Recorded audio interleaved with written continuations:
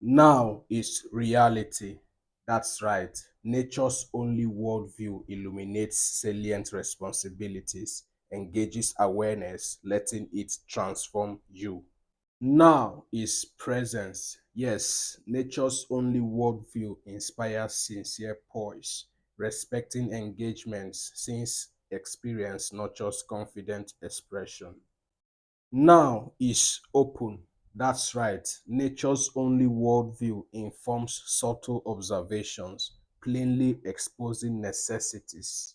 Now is clarity. Yes, nature's only worldview invariably supports coherence, lucidity, and reshapes itself through yearnings.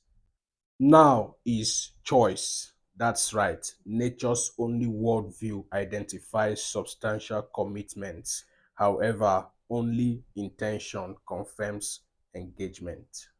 Now is honest. Yes, nature's only worldview influences sincerity, highlighting obvious negativity every single time. Now is acceptance. That's right. Nature's only worldview isn't selective, as cultivating compassion engenders positivity, trust, and nurtures connections earnestly. Now is hope. Yes, nature's only worldview improves specific habitual optimism, preserving expectations. Now is emotional. That's right. Nature's only worldview ignites surreal excitement, mood, or thoughts, intimating obscure notions about living. Now is surprise. Yes, nature's only worldview invites silent seekers, unveiling real potentials resident in sustained exploration. Now is free. Yes, nature's only worldview inspires sovereign flexibility, releasing even ego. Now is love. That's right. Nature's only worldview invigorates shared life over vague emotions. Now is teaching.